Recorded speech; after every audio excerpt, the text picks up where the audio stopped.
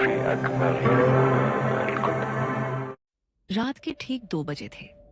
रूस की जमीन बर्फ से ढकी हुई थी और हवा इतनी ठंडी थी कि सांस लेना भी मुश्किल लग रहा था। लेकिन उस रात सिर्फ ठंड ही नहीं थी, बल्कि कुछ और भी था, कुछ अंधेरा और खौफनाक।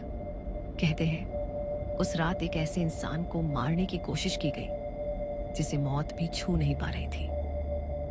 उसका नाम था ग्रिगोरी रास्पुतिन। साइबेरिया के एक छोटे से गांव से इस रहस्यमयी आदमी की कहानी शुरू होती है। रास्पुतिन बचपन से ही अजीब था। लोग कहते थे उसकी आंखों में एक अलग ही चमक थी और वो लोगों के मन पढ़ सकता था।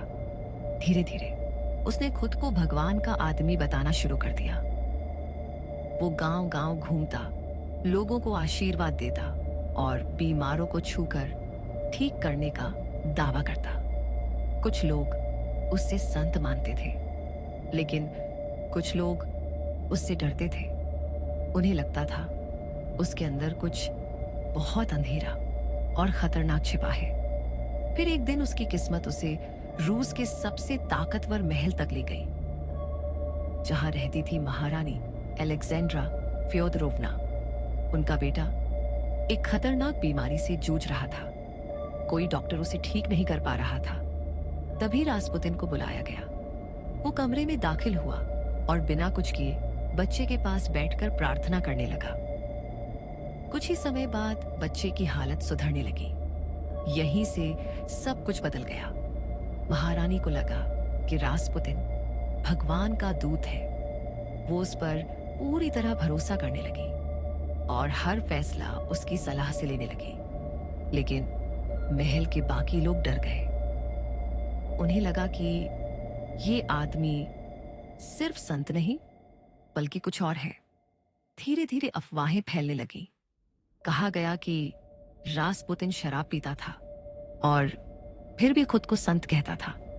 लेकिन सबसे डरावनी बात थी उसका असर। उसकी आंखों में देखने वाला जैसे उसके वश में आ जाता था। अब डर गुस्से में बदल चुका था। कुछ ताकतवर लोगों ने फैसला किया कि अगर रास्पुतिन जिंदा रहा तो रूस बर्बाद हो जाएगा। उन्होंने उसे खत्म करने की योजना बनाई। एक रात उसे महल में बुलाया गया। उसे केक और शराब दी गई जिनमें जहर मिला हुआ था। उसने सब कुछ खा लिया और पी लिया। सब लोग इंतजार करते रहे, लेकिन कुछ भी नहीं हुआ। वो बिल्कुल ठीक था। अब डर और बढ़ गया। एक आदमी ने बंदूक निकाली और उसे गोली मार दी। रास्पुतिन जमीन पर गिर पड़ा और खून बहने लगा। सबको लगा कि अब सब खत्म हो गया। लेकिन कुछ ही पलों बाद उसके हाथ हिलने लगे। फिर वो उठकर खड़ा हो गया। उसकी आंखें पहले से ज्यादा डरावनी थी। वो महल से बाहर भागने लगा, बर्फ में दौड़ते हुए, जैसे मौत से बच रहा हो। फिर उसे दोबारा गोली मारी गई। इस बार वो गिर गया, लेकिन लोगों का डर अभी भी खत्म नहीं हुआ। उन्होंने उसे पीटा और घसीटते हुए बर्फीली नदी तक ले गए और उसे पानी में फेंक दिया। इस बार सब शांत हो गया। जब उसका शरीर मिला तो एक चौंकाने वाली बात सामने आई। उसके फेफड़ों में पानी था। मतलब जब उसे नदी में फेंका गया तब भी वो जिंदा था। तो सवाल ये है, क्या वो सच में मर गया था या उसे मारना इंसानों के बस की बात ही नहीं थी? कुछ लोग कहते हैं कि रास्पुतिन एक संत था।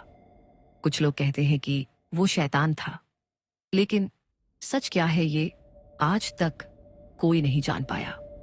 और अगर आज भी अंधेरे में कोई आपको देख रहा हो, गहरी और डरावनी आंखों से, तो एक बार जरूर सोचिएगा, क्या वो सिर्फ आपका वहम है या रास्पुतिन आज भी जिंदा है?